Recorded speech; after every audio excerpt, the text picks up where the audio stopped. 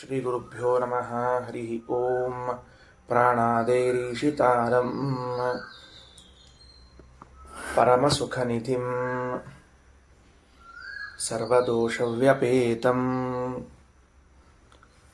ಸರ್ವಾಂತಸ್ಥಂ ಸುಪೂರ್ಣಂ ಪ್ರಕೃತಿಪತಿಮಜಂ ಸರ್ವಬಾಹ್ಯಂ ಸುನಿತ್ಯಂ ಸರ್ವಜ್ಞಂ ಸರ್ವಶಕ್ತಿಂ ಸುರಮುನಿಮನುಜಾದ್ಯೈಃ ಸದಾ ಸೇವ್ಯಮಾನಂ ವಿಷ್ಣುಂ ವಂದೇ ಸದಾಹಂ ಸಕಲಜಗದನಾದ್ಯಂತ ಆನಂದದಂ ತಂ. ಪ್ರಾಣದೇವರ ಮಹಿಮೆಯನ್ನು ತಿಳಿಸ್ತಾ ಇರುವಾಗ ಬೃಹದಾರಣ್ಯಕ ಉಪನಿಷತ್ತು ಏನು ತಿಳಿಸ್ತು? ವಾಯುದೇವರು ಚಂದ್ರನಲ್ಲಿ ಇದ್ದ ಕಾರಣ ಚಂದ್ರನಿಗಿರುವಂತಹ 16 ಕಲೆಗಳು ವಾಯುದೇವರಿಗೂ ಕರೆದುಕೊಳ್ಳುತ್ತವೆ. ಅಂದರೆ ವ್ಯವಹಾರವನ್ನು ಮಾಡ್ತಾರೆ. ಆ ಕಲೆಗಳನ್ನು ಇನ್ನೊಂದು ಶಬ್ದದಲ್ಲಿ ತಿಳಿಸುವುದು ಅಂದರೆ ರಾತ್ರಿಗಳು. ರಾತ್ರಿಗಳನ್ನೇ ಕಲೆಗಳು ಅಂತ ಕರೆದದ್ದು. 15 ಕಲೆಗಳು ಬರುವ ಹೋಗುವ ವ್ಯವಸ್ಥೆ ಉಳ್ಳದ್ದಾಗಿವೆ. ಒಂದೇ ಒಂದು ಕಲೆ ಇದೆ, ಅದು ಧ್ರುವ, ಶಾಶ್ವತವಾದ ಕಲೆ. ಅದು ಹೋಗುವುದೂ ಇಲ್ಲ, ಬರುವುದೂ ಇಲ್ಲ. ಈ ಶುಕ್ಲ ಪಕ್ಷದಲ್ಲಿ ಪೂರ್ಣವಾಗ್ತಾ ಬಂದ ಚಂದ್ರ ಕೃಷ್ಣ ಪಕ್ಷದಲ್ಲಿ ಕಡಿಮೆಯಾಗ್ತಾ ಬರ್ತಾನೆ. 15ನೇ ದಿವಸವೆನಿಸಿಕೊಂಡಿರುವ ಅಮಾವಾಸ್ಯ, ಕೃಷ್ಣ ಪಕ್ಷದಲ್ಲಿನ 15ನೇ ದಿನವೆನಿಸಿಕೊಂಡಿರುವ ಅಮಾವಾಸ್ಯ ದಿವಸ ಒಂದೇ ಒಂದು ಕಲೆ ಉಳ್ಕೊಂಡಿರ್ತದೆ, ಧ್ರುವ ಎಂಬ ಕಲೆ. ಪ್ರಾಣದೇವರು ಅವತ್ತಿನ ದಿವಸ ಎಲ್ಲ ಜೀವರಲ್ಲಿ ಬಂದು ಸೇರಿಕೊಳ್ತಾರೆ. ಅಂದ್ರೆ ಅಮಾವಾಸ್ಯ ಅಂತನ್ನೋದು ನಮ್ಮೆಲ್ಲರ ದೃಷ್ಟಿಯಲ್ಲಿ ಅದೊಂದು ಅಮಂಗಳ ತಿಥಿ. ಅದರಲ್ಲಿ ಏನೂ ಮಾಡಬಾರ್ದು, ಕೆಟ್ಟದ್ದು. ಅಮಾವಾಸ್ಯ ಅಂದ್ರೆ ಭಾರೀ ಭಯ, ತಲೆಯೊಳಗೆ ಏನೋ ಒಂದು ಕೂತು ಬಿಟ್ಟಿರ್ತದೆ. ಯಾರು ತಮ್ಮ ತಲೆಯಾಗ ಭಯ ಇಟ್ಕೊಂಡಿರ್ತಾರಲ್ಲ ಅವರೆಲ್ಲ ಮಂದಿ ತಲೆಯಾಗೂ ಹರಡಿಸ್ತಿರ್ತಾರೆ ಅದನ್ನು. ಅದಕ್ಕೆ ಅಮಾವಾಸ್ಯ ಅನ್ನೋದು ವಾಯುದೇವರಿಗೆ ಎಷ್ಟು ಪ್ರಿಯವಾದ ತಿಥಿ ಅಂತಂದ್ರೆ ಅವತ್ತು ಚಂದ್ರನಲ್ಲಿ ಒಂದು ಅಂಶದಿಂದ ಇದ್ದವರು ಎಲ್ಲ ಪ್ರಾಣಿಗಳಲ್ಲಿ ಒಂದು ಅಂಶದಿಂದ ಬಂದು ಸೇರ್ಕೊಳ್ತಾರೆ. ಎಲ್ಲ ಪ್ರಾಣಿಗಳಲ್ಲಿ ಅವತ್ತು ಯಾವ ಜೀವವಧೆಯನ್ನೂ ಮಾಡಬಾರದು. ಯದ್ಯಪಿ ಕೃಕಲಾಸ, ಓತಿಕಾಟ, ಅದಕ್ಕೆ ಹೆಂಟೆಗೊದ್ದ ಅಂತೂ ಕರೀತಾರೆ. ಇನ್ನೊಂದು ಶಬ್ದ ಹೆಂಟೆಗೊದ್ದ, ಓತಿಕಾಟ, ಕೃಕಲಾಸ. ಈ ಕೃಕಲಾಸವನ್ನು ಕೊಂದರೆ ಉಳಿದ ಪ್ರಾಣಿಗಳನ್ನು ಕೊಂದಷ್ಟು ಪಾಪ ಇಲ್ಲ. ಗೋಹತ್ಯ ಮಾಡಿದಾಗ ಅಥವಾ ಕುರಿಗಳನ್ನು, ಕೋಳಿಗಳನ್ನು ಹತ್ಯೆ ಮಾಡಿದಾಗ ಬರೋ ಪಾಪ, ಆಡುಗಳನ್ನು ಕೊಂದಾಗ ಬರೋ ಪಾಪ ಇಲ್ಲ. ಕೃಕಲಾಸವನ್ನು ಕೊಂದರೆ ಬಹಳ ಕಡಿಮೆ ಅದ. ಆದರೆ ಅವತ್ತೂ ಕೂಡ ಅದನ್ನು ಕೊಲ್ಲಬಾರದು. ಅದನ್ನೂ ಕೂಡ ಅವತ್ತಿನ ದಿವಸ ಕೊಲ್ಲಬಾರದು. ಯಾಕಂದ್ರೆ ಅಲ್ಲಿ ಪ್ರಾಣದೇವರ ಸನ್ನಿಧಾನ ಅದ. ಅವತ್ತು ನಾವು ಯಾವ ಪ್ರಾಣಿ ಹಿಂಸೆಯನ್ನು ಮಾಡದೆ ಹೋದರೆ ವಾಯುದೇವರ ಪೂಜೆಯನ್ನು ಮಾಡಿದಂತಾಗುತ್ತದೆ.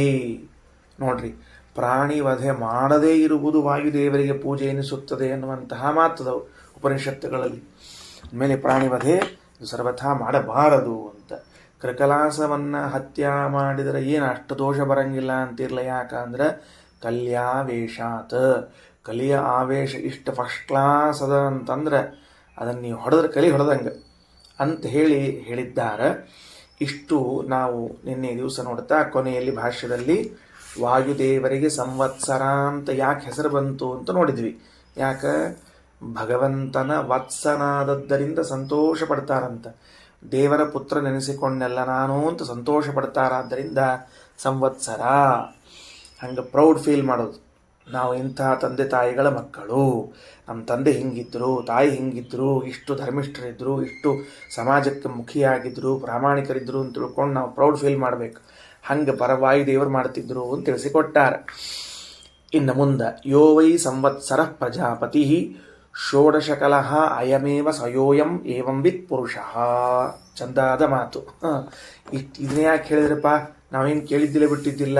ಆ ಚಂದ್ರನಲ್ಲಿದ್ದಾರೋ ಇಲ್ಲೋ, ಓತಿಕಾಟ ಕೊಲ್ಲಬೇಕು ಬೇಡೋ, ಇವನ್ನೆಲ್ಲ ಯಾಕೆ ಹೇಳಿದ್ರಿ ಅಂದ್ರೆ ಈ ವಾಯುದೇವರೇ ಸಪ್ತಾನ್ನ ವಿದ್ಯೆ ಬಲ್ಲ ಜ್ಞಾನಿಯಲ್ಲೂ ಇದ್ದಾರ ಅಂತ ಹೇಳ್ಬೇಕಾಗ್ಯದ ನಮಗೆ. ಅದಕ್ಕೆ ಅದನ್ನು ತೊಗೊಂಡು ಬಂದೀವಿ. ಸಪ್ತ ಅನ್ನಗಳಲ್ಲಿ ಅನ್ನ, ಹಾಲು, ವೈಶ್ವದೇವ, ಬಲಿಹರಣ, ಮನಸ್ಸು, ಮಾತು, ಪ್ರಾಣ ಈ 7 ಅನ್ನಗಳಲ್ಲಿ ಒಂದಾದ ಪ್ರಾಣದಲ್ಲಿದ್ದ ಪ್ರಾಣದೇವರಿಗೆ ನೀರು ಹಾಗೂ ಚಂದ್ರ 2 ಶರೀರ, ಆ ಚಂದ್ರನಲ್ಲಿದ್ದ ವಾಯುದೇವರಿಗೆ 15 ಕಲೆಗಳು, 16ನೇ ಕಲೆ ಅಮಾವಾಸ್ಯ. ಎಲ್ಲ ಜೀವರಾಶಿಗಳಲ್ಲಿರ್ತಾರಲ್ಲ ಇಂಥ ಮಹಿಮೆ ಉಳ್ಳ ವಾಯುದೇವರು ಸಪ್ತಾನ್ನವನ್ನ ಬಲ್ಲ ಜ್ಞಾನಿಯಲ್ಲೂ ಇರ್ತಾರೆ, ಸಪ್ತಾನ್ನವನ್ನ ತಿಳಿದ ಜ್ಞಾನಿಯಲ್ಲೂ ಇರ್ತಾರೆ. ಒಂದೊಮ್ಮೆ ಹೀಗೆ ಅನ್ಕೊಳ್ರಿ, ನಮ್ಮಲ್ಲಿ ಯಾರಾದರೂ ಈ ಸಪ್ತಾನ್ನಗಳನ್ನು ಶ್ರದ್ಧೆಯಿಂದ ಚಿಂತನೆ ಮಾಡಿದರೆ ವಾಯುದೇವರ ಸನ್ನಿಧಾನ ಬರ್ತದೆ, ವಾಯುದೇವರ ಸನ್ನಿಧಾನ ಬರ್ತದೆ. ಯೋ ವೈ ಸಂವತ್ಸರ ಪ್ರಜಾಪತಿ ಮಂತ್ರ ನೋಡ್ಕೊಳ್ರಿ. ಯೋ ವೈ ಸಂವತ್ಸರ, ಯಾರು ಈಗ ನಾವು ಸಂವತ್ಸರ ಅಂತ ಕರೆದಿವಿ, ಯಾರನ್ನ ತಾನು ಭಗವಂತನ ಪುತ್ರನಾದದ್ದಕ್ಕೆ ಹೆಮ್ಮೆ ಪಡುವ ವ್ಯಕ್ತಿ. ಪ್ರಜಾಪತಿ ಪ್ರಜೆಗಳಿಗೆ ಪಾಲಕನಾದವನು. ಷೋಡಶ ಕಲಹ 16 ಕಲೆಗಳುಳ್ಳವನು.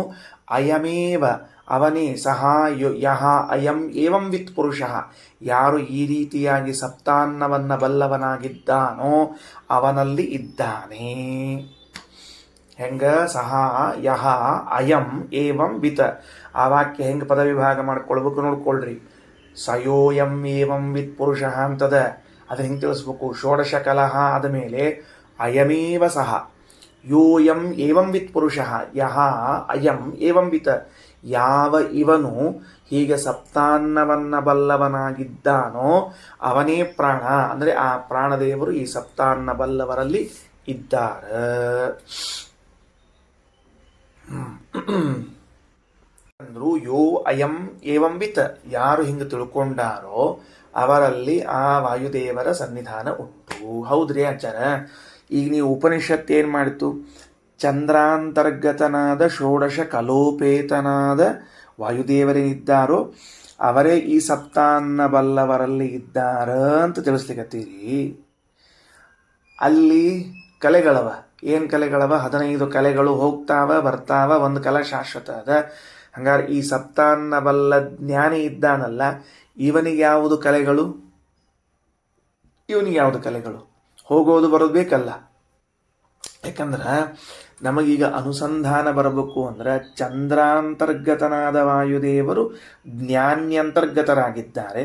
ಚಂದ್ರಾಂತರ್ಗತ ವಾಯುದೇವರಿಗೆ 15 ಕಲೆಗಳು ಹೋಗುವ ಬರುವ ಇದ್ರೆ ಸಪ್ತಾನ್ನ ಬಲ್ಲ ಜ್ಞಾನಿಯಲ್ಲಿದ್ದ ವಾಯುದೇವರಿಗೂ ಕಲೆಗಳಿರ್ಬೇಕು. ಹಂಗಾರ ಇವನಿಗೂ ಕಲಾ ಬೇಕೀಗ. ಎದಕ್ಕೆ ಬೇಕು ಅಂತ ಕೇಳಬೇಡ್ರಿ. ಅಲ್ಲಿದ್ದಾರೆ ಇಲ್ಲಿದ್ದಾರೆ ಅಂತೀವಿ ಅಂದ್ರೆ ನಮಗೆ ಗೊತ್ತಾಗಬೇಕಲ್ಲ. ಈಗ ಏನು ಗೊತ್ತಾಗಬೇಕು? ಚಂದ್ರಾಂತರ್ಗತ ವಾಯುದೇವರೇ ಇಲ್ಲಿದ್ದಾರೆ ಅಂತ ಗೊತ್ತಾಗಬೇಕಾರ ಅಲ್ಲಿದ್ದ ಕಲೆಗಳು ಇಲ್ಲಿರಲಿ ಅಂತ ಹೇಳಿದ್ರೆ ಎಸ್ ಅವ ತಸ್ಯ ವಿತ್ತಮೇವ ಪಂಚದಶ ಕಲಾಹ ಉಪನಿಷತ್ತು ಹೇಳ್ತದೆ ನೋಡ್ರಿ. ಏನು ಚಂದ ಹೇಳ್ತದ? ಜ್ಞಾನಿಗಳಿಗೆ ಲೌಕಿಕ ಸಂಪತ್ತು ಅಂತೇನಿದೆಯಲ್ಲ ಅದುವೇ ಕಲೆಗಳು ಅಂತ ಕರೆಸಿಕೊಳ್ತವೆ. ಜ್ಞಾನಿಗಳಿಗೆ ಲೌಕಿಕ ಸಂಪತ್ತು ಅಂತೇನಿದೆ ಅದೇ ಕಲೆ ಅಂತ ಕರೆಸಿಕೊಳ್ಳುತ್ತದೆ. ಹೆಂಗ? ಬೆಳ್ಳಿ ಬಂಗಾರ, ಮನೆ ಮಠಗಳು, ಪತ್ನಿ ಪುತ್ರಾದಿಗಳು ಅಥವಾ ಇನ್ನೇನೇನು ಲೌಕಿಕ ಸಂಪತ್ತು ಅಂತವೋ ಇವೆಲ್ಲವೂ ಆ ಜ್ಞಾನಿಗೆ ಏನಾಗ್ಯದ? ಕಲೆಗಳು ಅಂತ ಕರೆಸಿಕೊಳ್ಳೋದು. 15 ಕಲೆಗಳು. ಮತ್ತು ಆತ್ಮೈವಾಸ್ಯ ಷೋಡಶಿ ಕಲಾ, ಅವರ ದೇಹ ಇದೆಯಲ್ಲ ಈ ದೇಹವೇ 16ನೇ ಕಲೆ ಎನಿಸಿಕೊಂಡಿದೆ. ಶಬಾಷ್ ಶಬಾಷ್ ಶಬಾಷ್. ನೆನಪಿಟ್ಟುಕೊಳ್ರಿ, ಈ ದೇಹ ಏನಿದೆಯಲ್ಲ ಜ್ಞಾನಿಗಳದ್ದು ಇದು 16ನೇ ಕಲ. ಯಾಕೆ ಹಂಗೆ ಹೇಳಿದ್ರು ಅಂದ್ರೆ ಸವಿತ್ತೇನೈವಾಚ ಪೂರ್ಯತೆ ಅಪಚಕ್ಷೀಯತೆ ತದೇತನ್ನಾಭ್ಯಂ ಯದಯಮಾತ್ಮ ಪ್ರತಿರ್ವಿತ್ತಂ ತಸ್ಮಾದ್ಯದ್ಯಪಿ ಸರ್ವಜ್ಞಾನಿಂ ಜೀಯೇತ ಆತ್ಮನಾ ಚೇಜ್ಜೀವತಿ ಪ್ರಧಿನಾ ಅಗಾದಿತ್ತೇವ ತದಾಹುಹು. ಏನಂತಾರ? ವಿಷಯ ಎಷ್ಟು ಚಂದದ ನೋಡ್ಕೊಳ್ರಿ. ಏನಂತಾರ? ಈ ವಿತ್ತ ಏನಿದೆ ಇದೇ 15ನೇ ಕಲ, ಶರೀರ ಏನದ ಇದೇ 16ನೇ ಕಲ. ವಿತ್ತೇನೈವ ಆ ಪೂರ್ಯತೆ ಅಪಚಕ್ಷೀಯತೆ, ಸಂಪತ್ತಿನಿಂದಲೇ ತುಂಬಿಕೊಳ್ತಾನ, ಸಂಪತ್ತಿನಿಂದ ಕಳೆದುಕೊಳ್ತಾನ. ಸಂಪತ್ತಿತ್ತು ಹೋತು ಕೃಷ್ಣ ಪಕ್ಷ, ಸಂಪತ್ತು ಬಂತು ಶುಕ್ಲ ಪಕ್ಷ. ಇಷ್ಟೇ ಸರಳವಾಗಿ ತಿಳ್ಕೊಳ್ಳೋದು. ಜ್ಞಾನಿಗಳು ಶುಕ್ಲ ಪಕ್ಷ ಕೃಷ್ಣ ಪಕ್ಷದಂತೆ ಇರ್ತಾರಂತ. ಹೆಂಗಪ್ಪ? ಅವರಲ್ಲಿನ ಸಂಪತ್ತೇನಾದರೂ ಹೋದರೆ ಆಗ ಕೃಷ್ಣ ಪಕ್ಷದಂತೆ ಇರ್ತಾರೆ. ಯಾಕೆ? ಷೋಡಶಿ ಕಲಾ ಎನಿಸಿಕೊಂಡಿರುವಂತಹ ದೇಹ ಇರ್ತದೆ, ಅದಂತರೂ ಹೋಗಿರೋದಿಲ್ಲ. ಇನ್ನು ಸಂಪತ್ತು ಬಂದರೆ, ಜ್ಞಾನಿಗಳಿಗೆ ಸಂಪತ್ತು ಬಂದರೆ ಶುಕ್ಲ ಪಕ್ಷದಂತೆ ಅಭಿವೃದ್ಧರಾಗಿರ್ತಾರೆ. ಒಂದು ಕಲಾ ಅದು ಯಾವುದು? ಆತ್ಮೈವಾಸ್ಯ ಷೋಡಶಿ ಕಲಾ, ಅದಂತೂ ಇದ್ದೇ ಇರ್ತದೆ, ಅದೆಲ್ಲೂ ಹೋಗುವುದಿಲ್ಲ. ಗೊತ್ತಾಯ್ತಾ ಏನಂತ ಹೇಳಿ? ತದೇತನ್ನಾಭ್ಯಂ ಯದಯಮಾತ್ಮ ಸಂವತ್ಸರಃ ಪ್ರಜಾಪತಿಃ ಷೋಡಶ ಕಲಃ ಅಯಮೇವ ಸಹ ಯಹ ಅಯಂ ಏವಂ ವಿತ್ ಪುರುಷಃ, ಎರಡನ್ನೂ ಹೊಂದಿಸಿದರು, ಅವರೇ ಇವರು ಅಂತ. ತಸ್ಯ ವಿತ್ತಮೇವ ಪಂಚದಶ ಕಲಾಃ, ಆ ವಾಯುದೇವರು ಸಪ್ತಾನ್ನ ಬಲ್ಲವರಲ್ಲೇನಿದ್ದಾರೆ, ಆ ಜ್ಞಾನಿಯಲ್ಲೇನಿದ್ದಾರೆ, ಆ ಜ್ಞಾನಿಗೆ ಇದ್ದ ಕಲೆಗಳು ಯಾವುದು? ವಿತ್ತಮೇವ, ಸಂಪತ್ತೇ ಕಲೆ ಎನಿಸಿಕೊಂಡದ. ಆತ್ಮೈವಾಸ್ಯ ಷೋಡಶಿ ಕಲಾ, ದೇಹವೇ 16ನೇ ಕಲೆ ಎನಿಸಿಕೊಳ್ಳುವಂತಹದ್ದಾಗಿದೆ. ಇಲ್ಲಿ ಆತ್ಮ ಎನ್ನೋ ಶಬ್ದಕ್ಕೆ ಶರೀರ ಅಂತ ಅರ್ಥ ಬರ್ಕೊಳ್ರಿ, ಗೊತ್ತಾಗೋದಿಲ್ಲ. ಆತ್ಮ ಏವ ಅಸ್ಯ ಷೋಡಶಿ ಕಲಾ ಅಂದ್ರೆ ಇಲ್ಲಿ ಆತ್ಮ ಶಬ್ದಕ್ಕೆ ಜೀವ ಅಂತ ಅರ್ಥವೋ, ಬುದ್ಧಿ ಅಂತ ಅರ್ಥವೋ, ಮನಸ್ಸು ಅಂತ ಅರ್ಥವೋ, ಪ್ರಯತ್ನ ಅಂತ ಅರ್ಥವೋ, ಪರಮಾತ್ಮ ಅಂತ ಅರ್ಥವೋ ಅಲ್ಲ. ಆತ್ಮ ಶಬ್ದಕ್ಕೆ ಶರೀರ ಅಂತ ಅರ್ಥ. ಅಂದರೆ ವಾಯುದೇವರಿಂದ ಅಧಿಷ್ಠಾನಕ್ಕೆ ಒಳಪಟ್ಟ ಜ್ಞಾನಿ ಶರೀರ ಇದೆಯಲ್ಲ, ಅದು ಅಂತ ಅರ್ಥ. ಸರಿ, ಷೋಡಶಿ ಕಲಾ 16ನೇ ಕಲೆ ಆಗ್ಯದ. ಇನ್ನು ಈ ಸಂಪತ್ತನ್ನು 15ನೇ ಕಲಾ ಅಂದಿರಲ್ಲ ಅಂದ್ರೆ ಹೆಂಗ? ಸಹ ವಿತ್ತೇನೈವ ಆಚಪೂರ್ಯತೆ ಅಪಚಕ್ಷೀಯತೆ. ಸಂಪತ್ತು ಬಂದಾಗ ಆ ಜ್ಞಾನಿಯಲ್ಲಿದ್ದ ವಾಯುದೇವರು 15 ಕಲೆಗಳಿಂದ ತುಂಬ್ಕೋತಾರೆ, ಸಂಪತ್ತು ಹೋದಾಗ ಆ ಕಲೆಗಳಿಂದ ರಹಿತರಾಗುತ್ತಾರೆ. ಹೆಂಗ? ಶುಕ್ಲ ಪಕ್ಷದಲ್ಲಿ ಚಂದ್ರನಲ್ಲಿ ಇದ್ದಾಗ ಆ ಕಲೆಗಳು ತುಂಬಿದಾಗ ತುಂಬಿಕೊಂಡರು, ಕೃಷ್ಣ ಪಕ್ಷದಲ್ಲಿ ಕಲೆಗಳು ಹೋದಾಗ ಕಲೆಗಳು ಹೋದುವಂತ ವ್ಯವಹಾರ ಇದೆಯೋ ಹಾಗೆ ಇಲ್ಲೂ ಕೂಡ ತಿಳ್ಕೊಳ್ರಿ. ಅವರಿಗೇನು ವ್ಯತ್ಯಾಸ ಆಗೋದಿಲ್ಲ. ಈ ದೇಹಕ್ಕೆ ಬರುವ ಸಂಪತ್ತು ಬಂದರೆ ಇವನಿಗೆ ತುಂಬಿದೆ ಅಂತ ಅನ್ನಿಸ್ತದೆ, ಸಂಪತ್ತು ಹೋದರೆ ಕಳ್ಕೊಂಡೆ ಅಂತ ಅನ್ನಿಸ್ತದೆ, ಅಷ್ಟೇ ವ್ಯವಹಾರ. ಮುಂದೆ ಯದ ಅಯಮ ಆತ್ಮ ನಾಭ್ಯಂ ಯದ ಅಯಮಾತ್ಮ ಅಂತಂತಾರ. ಇದೇನು ಶರೀರ ಅಂತದ ನೋಡ್ರಿ, ಇದಕ್ಕೇನು ಕರೆದಾರ? ನಾಭ್ಯ ಅಂತ ಅಂದ್ರೆ ರಥದ ಚಕ್ರಸ್ಥಾನೀಯ. ನಾಭ್ಯ ಅನ್ನೋ ಶಬ್ದಕ್ಕೆ ಏನು ಬರ್ಕೋಬೇಕು? ಚಕ್ರ ಬರ್ಕೊಂಡಿಟ್ಕೊಳ್ರಿ, ಅದನ್ನು ಚಕ್ರಸ್ಥಾನೀಯ ಅಂತ ಅರ್ಥ. ಈ ಒಂದು ದೃಷ್ಟಾಂತ ಕೊಡ್ಲಿಕ್ಕತ್ತಾರ. ಹೆಂಗ ಅದು ಒಂದು ಮಧ್ಯದ್ದು ಇದ್ದು ಬಿಟ್ರೆ ಉಳಿದದ್ದು ಇರ್ಲಿ ಬಿಡ್ಲಿ ನಡೀತಿರ್ತದ ಅಂತದಲ್ಲ, ಅದನ್ನ ಹೇಳಿಕತ್ತಾರ ಈಗ ಅವರು. ಚಕ್ರ ಇದೆ ಇಲ್ಲೋ ರಥಕ್ಕೆ ಚಕ್ರ ಅದ. ಆ ಚಕ್ರದ ಮಧ್ಯಭಾಗ ಇರ್ತದ ನೋಡ್ರಿ, ಯಾವುದಕ್ಕೆ ಎಲ್ಲಾ ಹಲ್ಲುಗಳು ಸೇರ್ಕೊಂಡು ಅದು ಹಿಡ್ಕೊಂಡು ನಿಂತಿರ್ತದಲ್ಲ ಹಿಂಗ, ಅದನ್ನೇನು ಕರೆದಾರ? ನಾಭ್ಯ ಅಂತ ಕರೆದಿದ್ದಾರೆ. ನಾಭ್ಯಂ ಯದ ಅಯಮಾತ್ಮ ಪ್ರಧಿಹಿ ವಿತ್ತಂ. ಪ್ರಧಿಹಿ ಅಂದ್ರೆ ಏನು ಅಂತ ಕೇಳಿದ್ರಲ್ಲ, ಅರೆಗಳು ಅವು ಹಿಂದಕ್ಕೆ ಸೈಕಲ್ ಇದಕ್ಕೆ ಟೈರಿಗೆ ತಂತಿ ಬರ್ತಿದ್ವು ನೋಡ್ರಿ, ಹಿಂಗೆ ತಂತಿಗಳೆಲ್ಲ ಬರ್ತಿದ್ದಿಲ್ಲ, ಹಿಂಗೆ ತಂತಿಗಳು ಬಂದು ಮಧ್ಯಕ್ಕೆ ನಿಂತ್ಕೊಂಡಿರ್ತಿದ್ದಿಲ್ಲ, ಹಿಂಗೆ ಚಕ್ರ ಅಂದ್ರೆ ಹಂಗೆ. ಅದಕ್ಕೆ ಹೇಳಿದ್ರು, ಒಂದು ಚಿತ್ರ ತೆಕ್ಕೊಳ್ರಿ, ಸರಿಯಾಗಿ ಅರ್ಥ ಆಗ್ತದೆ. ಚಕ್ರ ಬರ್ಕೊಂಡು ಮಧ್ಯದಲ್ಲೊಂದು ರೌಂಡ್ ಹಾಕ್ಕೊಂಡು ಅದಕ್ಕೆ ಹಲ್ಲುಗಳನ್ನು ಬರ್ಕೊಂಡಿಟ್ಕೊಳ್ರಿ. ಹಲ್ಲುಗಳನ್ನು ಬರ್ಕೊಂಡಿಟ್ಕೊಂಡಾಗ ಮಧ್ಯದ ನಾಭಿ ಭಾಗದಲ್ಲಿದೆಯಲ್ಲ, ಅದಕ್ಕೆ ನಾಭ್ಯ ಅಂತ ಕರೀತಾರೆ, ಚಕ್ರದ ಆಶ್ರಯ ಕೊಟ್ಟದ್ದು. ಅದನ್ನ ಶರೀರ ಅಂತ ತಿಳ್ಕೊಳ್ರಿ. ಉಳಿದ ಹಲ್ಲುಗಳೇನವಲ್ಲ, ಇವುಗಳನ್ನೇ ಸಂಪತ್ತು ಅಂತ ತಿಳ್ಕೊಳ್ರಿ. 1-2 ಕಡ್ಡಿಗಳು ಹೋದ್ರೂ ಕೂಡ ಮಧ್ಯದ ಗಟ್ಟಿ ಹಿಡ್ಕೊಂಡದ್ರಿಂದ ಚಕ್ರ ತಿರುಗ್ತಿರ್ತದೆ. ನಡುವಿಂದೇ ಹೋಗಿ ಬರೀ ಚಕ್ರ ಇದನ್ನ ಹಲ್ಲುಗಳ ಇಟ್ಟುಬಿಟ್ರೆ ಬಾ ಹಿಂಗಾಗಿಬಿಟ್ಟಿರ್ತದೆ. ಅದು ಎಣ್ಣೆಯೊಳಗೆ ಕರೆದು ಪುರೇ ಎಣ್ಣೆಯೊಳಗೆ ಕರೆದಿರ್ತಾರೆ ನೋಡ್ರಿ, ಟ್ರೈ ಅಂತ ಹಿಂಗಾಗಿಬಿಟ್ಟಿರ್ತದೆ, ಹಂಗಾಗ್ತದೆ ಕೆಲಸ. ಆದ್ದರಿಂದ ಜ್ಞಾನಿಯ ದೇಹವು ಚಕ್ರದ ನಾಭಿಸ್ಥಾನದಲ್ಲಿ ಇದ್ದದ್ದು, ಸಂಪತ್ತು ಅವುಗಳ ಮಧ್ಯದ ಹಲ್ಲುಗಳಿದ್ದಂತೆ ಅಂತ ತಿಳ್ಕೊಳ್ರಿ. ತಸ್ಮಾತ್ ಯದ್ಯಪಿ ಸರ್ವಜ್ಞಾನಿಂ ಜಿಯೇತ. ಆದ್ದರಿಂದ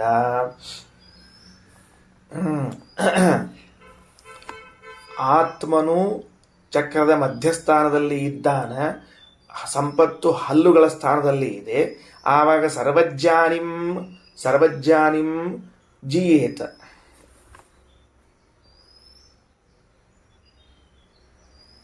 ಸರಿ. ಆಗ ಅವನ ಸಂಪತ್ತು ಹೊರಟೋದರೂ ಕೂಡ ಏನ್ರಿ, ಅವನ ಸಂಪತ್ತು ಹೊರಟೋದ್ರೂ ಕೂಡ ಆತ್ಮನಾಚೆ ಜೀವತಿ. ಆವಾಗ ಅವನ ಆತ್ಮನಿಂದ ಬದುಕಿದ್ದ ಅಂತಂದ್ರೆ ಏನಂತಾರೆ ಜನ ಎಲ್ಲ, ಪ್ರಧಿನ ಅಗಾದಿತ್ತೇವ ತದಾಗುಗು, ಅವಂಗೇನಾಗಿಲ್ಲ, ಅವನ ಸಂಪತ್ತಷ್ಟ ಕಳ್ಕೊಂಡದ್ ಬಿಡು, ನಮಗೇನು ನಾಶ ಆಗಿಲ್ಲ, ಪೂರ್ಣ ಏನಾಗಿಲ್ಲ ತಗೋ ಅಂತಂತಾರ. ಅರ್ಥ ಆಯ್ತಾ ಹೇಳಿದ್ದೇನಂತ ಹೇಳಿ? ಅಂದ್ರೆ ಈ ಜ್ಞಾನಿಯಲ್ಲಿನ 15 ಕಲೆಗಳು ಹೋದಾಗ ಅವನನ್ನ ಜನ ಏನಂತ ಮಾತಾಡ್ಕೊಳ್ತಾರ? ಸತ್ತೇ ಹೋದ ಅಂತೇನು ಮಾತಾಡ್ಕೊಳ್ಳೋದಿಲ್ಲ. ಯಾಕೆ? ಚಕ್ರದಲ್ಲಿ ನಾಭಿಸ್ಥಾನದಲ್ಲಿ ಇರುವಂತಹದ್ದು ಇನ್ನೂ ಇದ್ದದ್ರಿಂದ ಚಕ್ರದ ಒಂದೆರಡು ಹಲ್ಲುಗಳು ಮುರಿದ ಬಿಡು, ನಡೀತದೆ ಹೇಳು ಅಂತಂತಾರೆ. ಹೆಂಗೋ ಹಂಗೆ ಈ ಜ್ಞಾನಿಯ ಸಂಪತ್ತು ಮೊದಲಾದವುಗಳು ಹೋದರೂ ಕೂಡ ಯಾರೂ ಜನ ಅವನು ಸತ್ತೋದ ಅನ್ನೋದಿಲ್ಲ, ದರಿದ್ರನಾಗಿದ್ದಾನೆ ಅಂತ ಇಷ್ಟಂತಾರೆ. ಹಾಗೆ ವಾಯುದೇವರು ಇಲ್ಲಿದ್ರೂ ಅವರಿಗೆ ಕಲೆಗಳು ಯಾವುದು, ಅರೆಸ್ಥಾನೀಯಗಳು ಯಾವುದು ಅಂತ ನಾವು ತಿಳ್ಕೊಳ್ಬೇಕು. ಇಷ್ಟ ಆಯಿತು. ಈಗ ಭಾಷ್ಯವನ್ನು ಓದಿದಾಗ ಇನ್ನೊಂದು ಸ್ವಲ್ಪ ಸ್ಪಷ್ಟ ಆಗ್ತದೆ. ಮತ್ತೆ ತಗೊಳ್ರಿ. ಸ ಏವಂ ವಿದುಷಿ ಸ್ಥಿತ ಸಹ, ಯಾರು ಚಂದ್ರಾಂತರ್ಗತನಾದವನು ಯಾರಿದ್ದಾರೋ ಅವನೇ ಏವಂ ವಿದುಷಿ, ಹೀಗೆ ಸಪ್ತಾನ್ನಬಲ್ಲ ಜ್ಞಾನಿಯಲ್ಲೂ ಸ್ಥಿತ ಇದ್ದಾನೆ. ಅಧ್ರುವಾಸ್ತು ಕಲಾ ಯದ್ವತ ಸೌಮ್ಯಾಸ್ತಸ್ಯ ತಥಾ ಧನಂ. ಬಂದ್ ನೋಡ್ರಿ. ಅಧ್ರುವಾಹ ಕಲಾಹ, ಶಾಶ್ವತವಲ್ಲದ ಕಲೆಗಳು.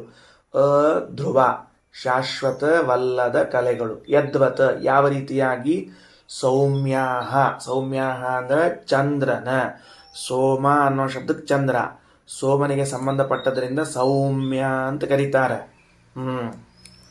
ತಥಾ ಧನಂ, ಹೇಗೆ ಚಂದ್ರನಿಗೆ ಕಲೆಗಳೋ ಹಾಗೆ ಜ್ಞಾನಿಗೆ ಸಂಪತ್ತು ಅನ್ನೋದು. ಆಗಮಾಪಾಯವತ್ವಾತ್ತು ಧ್ರುವಾವತ್ ದೇಹ ಉಚ್ಯತೆ. ಆ ಸಂಪತ್ತು ಅನ್ನೋದೇನದ ಈ ಚಂದ್ರನ 15 ಕಲೆಗಳಂತೆ ಅಂದದ್ದಕ್ಕೆ ಬರುವುದು ಹೋಗುವುದು ಆಗ್ತಿರ್ತದೆ. ಚಂದ್ರನ 15 ಕಲೆಗಳು ಕೃಷ್ಣ ಪಕ್ಷದಲ್ಲಿ ಹೋಗುವುದು, ಶುಕ್ಲ ಪಕ್ಷದಲ್ಲಿ ಬರುವುದು. ಆದ್ರಿಂದ ಆಗಮಾಪಾಯಿ ಅಂತ ಕರೀತಾರೆ. ಅದಕ್ಕೆ ಏನ್ ಕರೀತಾರೆ? ಆಗಮಾಪಾಯಿ, ಬರುವ ಹೋಗುವ ವ್ಯವಸ್ಥೆ ಉಳ್ಳದ್ದು. ಅದರಂತೆ ನಮಗೆ ಇರುವ ಸಂಪತ್ತು ಏನಿದೆ ಅಂದ್ರೆ ಇದು ಆಗಮಾಪಾಯಿ, ಬರುವುದು ಹೋಗುವುದು. ಉಪನಿಷತ್ತು ಒಂದು ಹೌರ್ಕೊಂದು ಸೂಚನಾ ಕೊಡ್ಲಿಕ್ಕತ್ತದ. ಏನು ಸೂಚನಾ ಕೊಡ್ಲಿಕ್ಕತ್ತದ ನೋಡ್ತಮ್ಮ? ಕೃಷ್ಣ ಪಕ್ಷದಾಗ ಚಂದ್ರನ ಕಲೆಗಳು ಹೋದಾಗ ನೋಡಿ, ಇದು ಒಂದು ಸಹಜ ಪ್ರಕ್ರಿಯೆ ಅಂತ ತಿಳ್ಕೊಂಡಿದ್ದೀಯೋ ಇಲ್ಲೋ? ಶುಕ್ಲ ಪಕ್ಷದಾಗ ಬಂದದ್ದು ನೋಡಿ ಇದೊಂದು ಸಹಜ ಪ್ರಕ್ರಿಯೆ ಅಂತ ತಿಳ್ಕೊಂಡಿಯೋ ಇಲ್ಲೋ? ಯಾಕಂದ್ರೆ ನಾವು ಅಬ್ಸರ್ವ್ ಮಾಡ್ತಿರ್ತೀವಿ, ಶುಕ್ಲ ಪಕ್ಷವನ್ನು ನೋಡ್ತೀವಿ, ಕೃಷ್ಣ ಪಕ್ಷವನ್ನು ನೋಡ್ತೀವಿ. ಶುಕ್ಲ ಪಕ್ಷದಾಗ ಬರೋದು ಸಹಜ, ಕೃಷ್ಣ ಪಕ್ಷದಾಗ ಹೋಗೋದು ಸಹಜ ಅಂತ ತಿಳ್ಕೊಂಡಿ ಅಂದ ಮೇಲೆ ನಿನ್ನ ಜೀವನದಲ್ಲೂ ಸಂಪತ್ತು ಬರುವುದು ಹೋಗುವುದು ಎರಡೂ ಕೂಡ ಇದೊಂದು ಸಹಜವಾದ ಪ್ರಕ್ರಿಯೆ ಹೊರತಾಗಿ ವಿಶೇಷ ವ್ಯವಸ್ಥೆ ಅಂತ ತಿಳ್ಕೊಳ್ಳಿಕ್ಕೆ ಹೋಗಬೇಡ. VIP ಅಲ್ಲ, VVIP ಅಲ್ಲದು, ಏನೂ ಅಲ್ಲದು, ಸಹಜ. ಅದು ಹಗಲಾಗ್ತದೆ, ರಾತ್ರಿ ಆಗ್ತದೆ, ಸಂಪತ್ತು ಬರ್ತದೆ, ಸಂಪತ್ತು ಹೋಗ್ತದೆ. ಹೋಗೇದ ಅಂದಾಗ ನಮಗೆ ದುಃಖ ಜಾಸ್ತಿ ಆಗ್ತಿರ್ತದೆ ರೀ, ಬಂದದ ಅಂದಾಗ ಏನು ಆನಂದ ಆಗಿರ್ತದೆ ನೋಡ್ರಿ. ಎರಡೂ ಪ್ರಕ್ರಿಯೆಗಳು ಅಂತ ಗೊತ್ತಿಲ್ಲ, ಬರುವಿಕೆ ಹೋಗುವಿಕೆ. ಆಗಮಾಪಾಯಿನೋ ನಿತ್ಯಾಹ ತಾಂತಿತಿಕ್ಷಸ್ವ ಭಾರತ ಅಂತ ಅರ್ಜುನ ಹೇಳಿದ ಮಾತು. ಈಗ ಅರ್ಥಾತ್ ನೋಡ್ರಿ ಅಂತ. ಮಾತ್ರ ಸ್ಪರ್ಶಾಸ್ತು ಕೌಂತೇಯ ಶೀತೋಷ್ಣ ಸುಖ ದುಃಖದಾಹ ಆಗಮಾಪಾಯಿನೋ ನಿತ್ಯಾಹ ತಾಂತಿತಿಕ್ಷಸ್ವ ಭಾರತ ಅನ್ನೋದಕ್ಕೆ ಹೊಸ ಅರ್ಥ ಬಂತೀಗ ಉಪನಿಷತ್ತಿನ ಪ್ರಕಾರ. ಧ್ರುವಾವತ್ ದೇಹ ಉಚ್ಯತೆ, ದೇಹ ಮಾತ್ರ ಮರಣ ಹೊಂದುವವರೆಗೂ ಇರ್ತದೆ, ಗಟ್ಟಿಯಾಗಿರ್ತದೆ. ನಾಭಿಸ್ಥಾನಂ ಶರೀರಂತು ಚಕ್ರಸ್ಯ ಪ್ರತಿವರ್ಧನಂ. ಶರೀರ ಅನ್ನೋದು ನಾಭಿಸ್ಥಾನ. ನಾಭಿಸ್ಥಾನ ಅಂದ್ರೇನು? ಎಲ್ಲ ಚಕ್ರದ ಹಲ್ಲುಗಳನ್ನು ಹಿಡ್ಕೊಂಡಿರುವಂತಹ ಸ್ಥಳ. ಪ್ರಧಿವದ್ಧನವದ್ಧನಂ, ಪ್ರಧಿ ಅನ್ನೋ ಶಬ್ದಕ್ಕೆ ಹಲ್ಲುಗಳು, ಸಣ್ಣ ಸಣ್ಣ ಹಲ್ಲುಗಳು. ಅದರಂತೆ ಹಣ ಅಂತ ಕರೆಸ್ಕೊಂಡದ. ಸರ್ವಸ್ವ ವಿಜಯೇಪ್ಯಸ್ಮಾತ್ ಪ್ರತಿಮಾತ್ರಂ ಹಿಗಚ್ಚತಿ. ಇವನ ಸರ್ವ ಸಂಪತ್ತು ಹೊರಟು ಹೋದ್ರು, ಸರ್ವಸ್ವ ವಿಜಯೇ, ಇಲ್ಲಿ ವಿಜಯ ಅಂದ್ರೆ ಗೆಲ್ಲುವುದು. ಅವನಿಂದ ಎಲ್ಲ ಸಂಪತ್ತನ್ನು ಗೆದ್ದುಕೊಂಡು ಅಪಹರಿಸಿಕೊಂಡು ಹೋದರೂ ಕೂಡ ಅಸ್ಮಾತ್, ಈ ಜ್ಞಾನಿಯಿಂದ ಪ್ರತಿಮಾತ್ರಂ ಹಿಗಚ್ಚತಿ. ಅಯ್ಯ, 2 ಹಲ್ಲು ಬಿದ್ದಾವ ಬಿಡು ಚಕ್ರದಾಗಿಂದ, ಅದೇನು ಬಾ ತಲೆ ಕೆಡ್ಸ್ಕೊಳ್ಳೋದು, ಏನು ತಲೆ ಕೆಡ್ಸ್ಕೊಬೇಡ್ರಿ. ಭಾರಿ ದೊಡ್ಡ ಶ್ರೀಮಂತ. ಭಾರಿ ದೊಡ್ಡ ಶ್ರೀಮಂತ ಅಂದ್ರೆ ಏನ್ರಿ? ಅವನಿಗೆ ಕೋಟಿ ಕೋಟಿ ಕೋಟಿ ಕೋಟಿ ಕೋಟಿ, ಅವನಿಗೆ ಗೊತ್ತಿಲ್ಲ ಎಷ್ಟು ಗಳಿಸಾನ ಅಂತ ತಿಳ್ಕೊಂಡು ಹೇಳಿ. ಅದ್ರೊಳಗೆ ಒಂದು 20-30 ಸಾವಿರ ಅಲ್ಲ ರೂಪಾಯಿ ಹೋತಂತ. ಏನ್ರ ಗೊತ್ತಾಗ್ತೇನೆ ಹೇಳ್ರಿ? 20-30 ರೂಪಾಯಿ ಹೋದ್ರ ಅವಂಗ ಹೊರಟಿ ದೊಡ್ಡದು. ಹಂಗ ಈ ಜ್ಞಾನಿಗೆ ಧ್ರುವ ಗಟ್ಟಿಯಾದ ಶರೀರ, ಅದ್ರ ಮಧ್ಯದ ಭಾಗ ಇದ್ದಾಗ ಸಂಪತ್ತು ಹೋದ್ರು ಹೋಗ್ಬಿಡ, ಏನು ಸಂಪತ್ತು ಹೋಗಿದ್ರೆ ಮತ್ತೆ ಬರ್ತತ್ತೋ ಅಂತ ಹಿಂಗಂತಾರ. ಏವಂ ಮಹಾಗುಣಾನ್ ದೇವಾನ್ ಏವಂ ಯೋ ವೇದ ಪುರುಷಃ ನಚೈಭ್ಯೋ ಅತಿಪ್ರಿಯ ಕಶ್ಚಿತ್ ವಿಷ್ಣೋರಸ್ತಿ ಕದಾಚನ. ಏವಂ, ಈ ರೀತಿಯಾಗಿ ಮಹಾಗುಣಾನ್ ದೇವಾನ್, ಈ ಬ್ರಹ್ಮದೇವರು, ಸರಸ್ವತೀ ದೇವಿ, ವಾಯುದೇವರು ಏನು ಮಹಾಗುಣವುಳ್ಳವರಾಗ್ಯಾರ.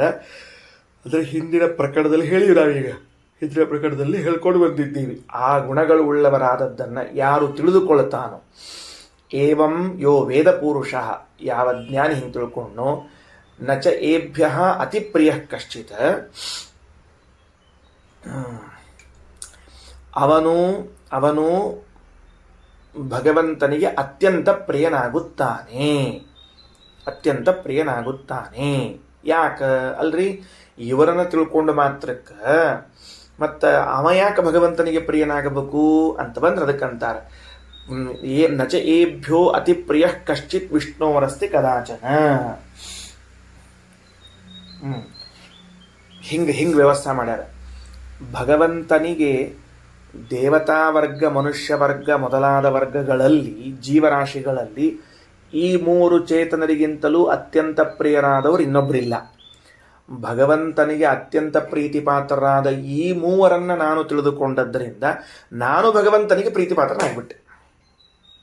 ಇಷ್ಟು ವಿಷಯ ಅದು ಏನದ, ಏವಂ ಮಹಾಗುಣಾನ್ ದೇವಾನ್ ಏವಂ ಯೋ ವೇದ ಪುರುಷಃ ನಚ ಏಭ್ಯೋ ಅತಿ ಪ್ರಿಯ ಕಶ್ಚಿತ್ ವಿಷ್ಣೋರಸ್ತೆ ಕದಾಚನ. ಇದರದ್ದು ತಾತ್ಪರ್ಯ ಏನು, ಏಭ್ಯ ಅತಿಪ್ರಿಯ ವಿಷ್ಣೋ ಅತಿಪ್ರಿಯ ಏಭ್ಯ ಕಶ್ಚಿತ್ ನ, ಇನ್ನೊಬ್ಬ ಇಲ್ಲ, ಇವರಿಗಿಂತ ಅತಿ ಪ್ರೀತಿ ಪಾತ್ರನಾದವ ಮತ್ತೊಬ್ಬನಿಲ್ಲ. ದೇವರಿಗೆ, ವಿಷ್ಣೋ ಭಗವಂತನಿಗೆ, ಏಭ್ಯ ಅತಿರಿಕ್ತ ಅತಿಪ್ರಿಯ ಕಶ್ಚನ ಕದಾಚನ ನ, ಇವರನ್ನು ಬಿಟ್ಟು ಇನ್ಯಾರು ಪ್ರೀತಿಪಾತ್ರರಾದವರು ಅಂತಿಲ್ಲ. ಅಂದ ಮೇಲೆ ಯಾರು ಇವನು ತಿಳ್ಕೋತಾರೋ ಅವ ಅತಿಪ್ರಿಯ ಅಂತ ಭಗವಂತನಿಗೆ ಅತ್ಯಂತ ಪ್ರೀತಿಪಾತ್ರನಾಗುತ್ತಾನೆ. ಸರಿ ಆಯ್ತಾ? ಹಾಗಾದರೆ ಈಗೇನಾಯಿತು, ಒಂದು ಹೊಸ ಅಂಶ ಹಿಂಗೆ ಬಂತೇನೋ ಅಂತ ನನಗನಿಸ್ತು. ದೇವತೆಗಳನ್ನು ನಾವು ನೋಡುವ ದೃಷ್ಟಿಯಲ್ಲಿ ಇದೊಂದು ಅಂಶ ಸೇರಿರಲಿ. ದೇವತೆಗಳಲ್ಲಿ ವಾಯುಬ್ರಹ್ಮ ಸರಸ್ವತಿಯರು ಭಗವಂತನಿಗೆ ಅತಿ ಪ್ರೀತಿ ಪಾತ್ರರಾದದ್ದರಿಂದ ನಾವು ಅತಿ ಪ್ರೀತಿ ಪಾತ್ರರಾದವರನ್ನ ತಿಳಿದುಕೊಳ್ಳುವುದು ಭಗವಂತನ ಪ್ರೀತಿಗೆ ಪಾತ್ರರಾಗುವಿಕೆಗೆ ಒಂದು ಸಾಧನ. ಹಾಗಾದರೆ ಶಾಸ್ತ್ರಗಳ ಮೂಲಕ ವಾಯುದೇವರನ್ನು ತಿಳ್ಕೊಳ್ತೇವೆ, ಸರಸ್ವತಿ ದೇವಿಯನ್ನು ತಿಳ್ಕೊತೇವೆ, ಬ್ರಹ್ಮದೇವರನ್ನು ತಿಳ್ಕೊತೇವೆ. ತಿಳಿದುಕೊಂಡು ನಾವು ಆನಂದಪಟ್ಟಾಗ ಭಗವಂತ ಅಂತಾನ, ನನಗೆ ಬೇಕಾದವರನ್ನ ಇವ ತಿಳ್ಕೊಂಡಿದ್ದಾನಲ್ಲ, ಸರಿ, ಇವನು ನನ್ನ ಪ್ರೀತಿಗೆ ವಿಷಯನಾಗಲಿ ಅಂತ ಇಚ್ಛೆ ಪಡ್ತಾನೆ. ಈಗ ಇಡೀ ಶಾಸ್ತ್ರದಲ್ಲಿ ಯಾಕೆ ಯಾರ್ಯಾರ ಮಹಿಮಾ ಬಂದು ನೋಡಿ ತಿಳ್ಕೊಂಡಾಗ ನಮಗೊಂದು ಅರ್ಥವತ್ತಾಯಿತು. ಬಿಡ ಅಂಥೇಳಿ ವ್ಯವಸ್ಥೆ ಆಯಿತು. ಹಿಂಗೆ ಆ ಶಾಸ್ತ್ರ ನಮಗೆ ಅವಾಗ ಪಾಠ ಹೇಳ್ತಿರ್ತದೆ. ಮುಂದೆ ಚತುರ್ಥಂ, ಇನ್ನು ಅನ್ನಗಳ ವಿಚಾರ ಬಂತಿನ್ನ. ಚತುರ್ಥಂ ಭೋಜ್ಯಮೇವ ಅನ್ನಂ ಸರ್ವಸಾಧಾರಣಂ ಸ್ಮೃತಂ. ನಾಲ್ಕನೇದ್ದು ಅಂದರೆ ಈಗ ಲೆಕ್ಕ ಉಲ್ಟಾ ಹಾಕ್ಕೊಂಡು ಬಂದಾರೆ. ಈಗ ಮನಸ್ಸು, ಮಾತು, ಪ್ರಾಣ ಮೂರಾಗ್ಯಾವ. ನಾಲ್ಕನೇದ್ದು ಅಂತ ಹಿಂಗೆ ಹೇಳಿಕತ್ತಾರೆ. ಉಪನಿಷತ್ತೊಳಗೆ ಸರ್ವಸಾಧಾರಣ ಅನ್ನ ಅಂತ ಮೊದಲು ಹೇಳ್ಯಾರ, ಕನ್ಫ್ಯೂಸ್ ಮಾಡ್ಕೋಬೇಡ್ರಿ. ಮೊದಲನೇ ಅನ್ನವೇ ಸರ್ವಸಾಧಾರಣ, ಆಮೇಲೆ ವೈಶ್ವದೇವ ಬಲಿಹರಣ, ಆಮೇಲೆ ಭಗವಂತನ ಮೂರನ್ನ, ಆಮೇಲೆ ಹಾಲು ಅಂತದ. ಇಲ್ಲೀಗ ವ್ಯಾಖ್ಯಾನದೊಳಗೆ ಹೆಂಗೆ ಮಾಡ್ಲಿಕ್ಕತ್ತಾರ ಅಂದ್ರೆ, ಈ ಮೂರು ಅನ್ನ ಮುಗಿತಲ್ಲೀಗ ಇನ್ನು ನಾಲ್ಕನೇ ಅನ್ನ ಅಂತ ತಗೊಳಿಕತ್ತಾರ. ಸರಿನಾ? ಚತುರ್ಥಂ ಭೋಜ್ಯಮೇವ ಅನ್ನಂ ಸರ್ವಸಾಧಾರಣಂ ಸ್ಮೃತಂ. ಆತ್ಮನೋ ಅತಿ ಸಮೀಪತ್ವಂ ತಸ್ಯ ಯೋ ಅನ್ನಸ್ಯ ಮನ್ನತೆ ಅಕ್ಷಯಂ ಪಾಪಮಸ್ಯ ಸ್ಯಾತ್ ದೇವಬ್ರಹ್ಮಸ್ವ ಹಾರಿಣಃ.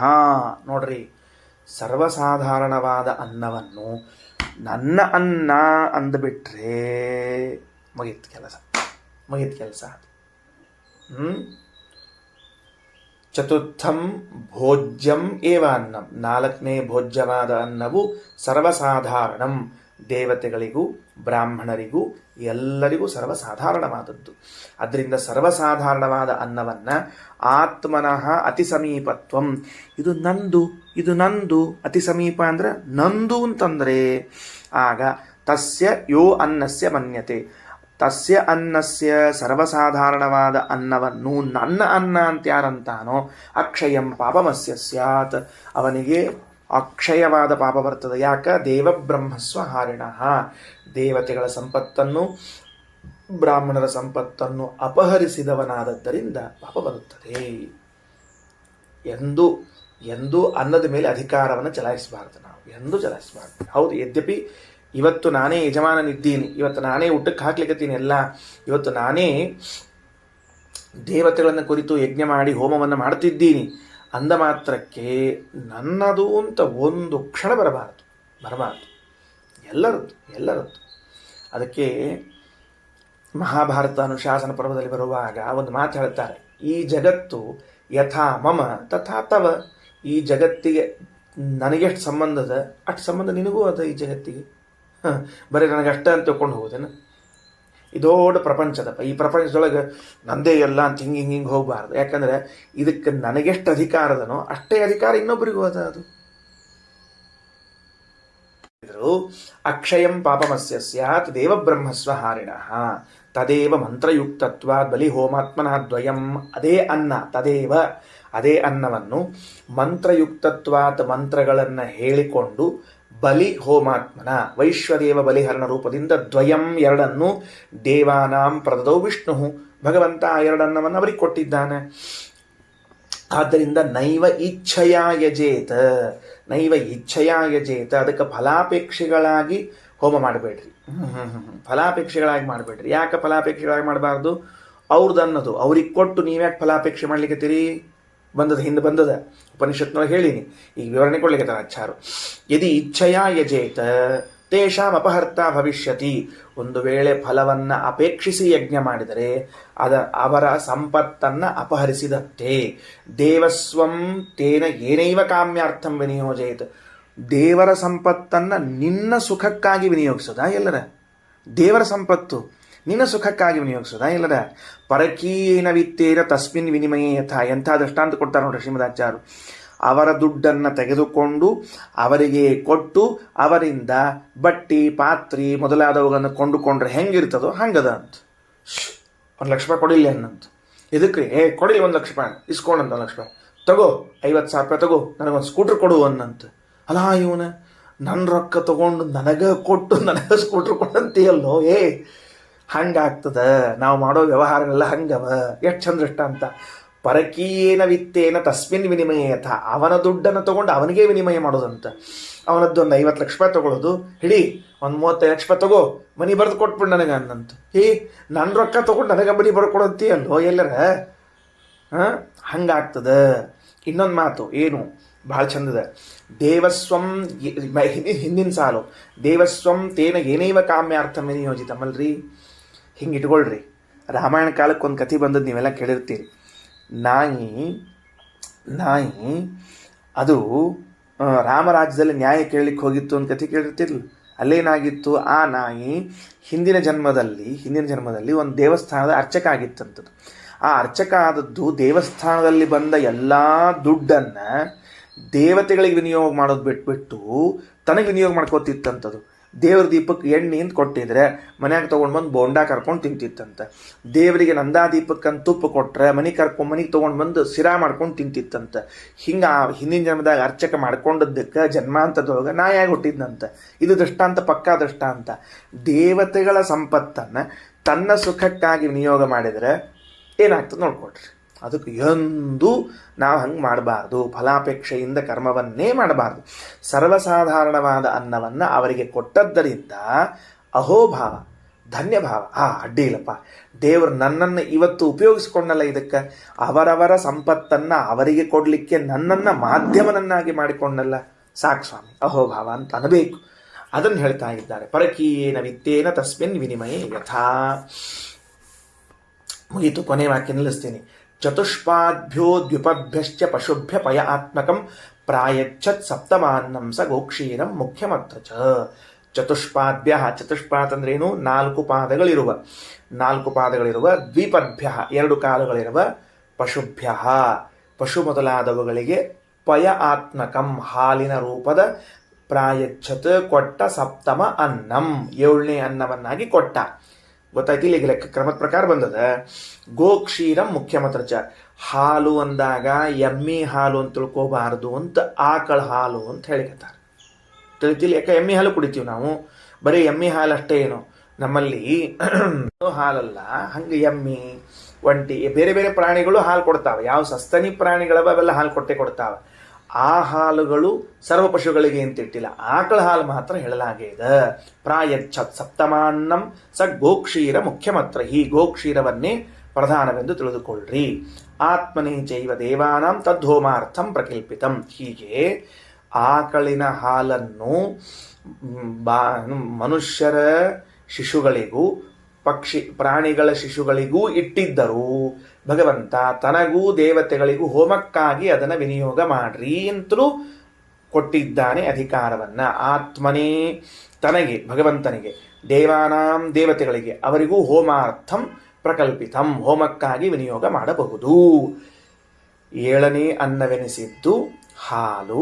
ಯಾವ ಹಾಲು? ಆಕಳ ಹಾಲು. ಆ ಆಕಳ ಹಾಲು ಆಕಳ ಕರುವಿಗೂ ಮನುಷ್ಯರ ಕರುಗಳಿಗೂ ಬಾಲ್ಯದಲ್ಲಿದ್ದಾಗಲೂ ಕುಡಿಲಿಕ್ಕೆ ಅವಕಾಶ ಅದ, ದೊಡ್ಡವರಾದ ಮೇಲೂ ಕುಡಿತಾರ, ದೋಷ ಅಲ್ಲ.